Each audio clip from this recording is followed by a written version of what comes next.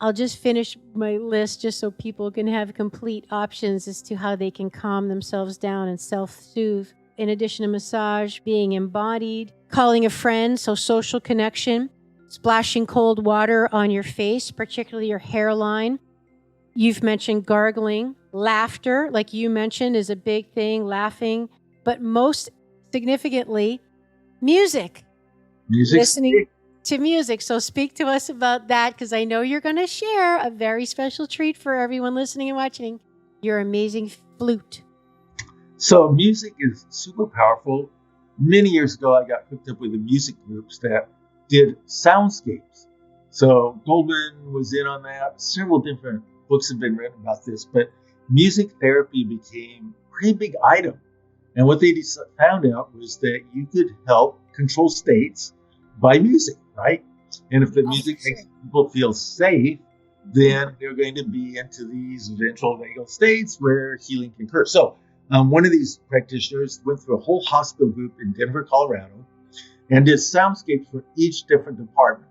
So it was different for the rehab department than the emergency room. It was different for the hospice part of the hospital versus the repair. So they had different soundscapes for every part of the hospital. And they had tremendous results with healing.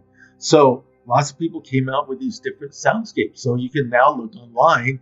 Well, what would I like for pick-me-ups? Am I more classically oriented or whatever it is? So you can actually pick sounds out that help you control what's going on in your life. How cool is that? You can put them on a playlist. Very logical. Several years ago, a drummer for the Grateful Dead came to town, and they did a program about drumming in the brain. Is that Bob Weir? No, Mickey Hart. Oh, okay. Yeah, so he came and they hooked his brain up to this EEG, electroencephalogram, and they played it on the screen what his brain waves were while he was drumming. Cool. It was very cool. So we're all sitting in the audience. Wow, this is amazing. And you see the brain lighting up here and there. Yeah. Totally integrating. You have to be both hands, all this stuff. Well, during this presentation, a doctor from Italy came and presented about soundscapes to people who had severe illness, like, mainly dementia, Alzheimer's, and Parkinson's. And what she did was she used these different sounds to show what the impact would be on people with severe cognitive, severe lack of memory, not autism, but Alzheimer's, and different types of memory issues. And she would play them soundscapes, and mainly these were elderly people over 60, 67, 80, 90 years old. And some of them hadn't talked in 20, 30 years. Wow. Some of them were basically vegetables, and they played her music from their youth, and every one of them came out of it. Every one of them became present. Some of them so much so that they could walk around the room and go to the elevator when they were totally non-functioning Alzheimer's people, and they all came out for periods of time while they played this music. Oh my God. After we got done with this, my girlfriend and I got out of this, we got to get our playlist together. Right. Before we forget what it is. But this other group of people she did was they would be walking in the hall, and they had pretty moderately severe Parkinson's with a shuffling gait, this leaning forward shuffle gait. Mm-hmm. They would play marching music, and lo and behold, they could walk.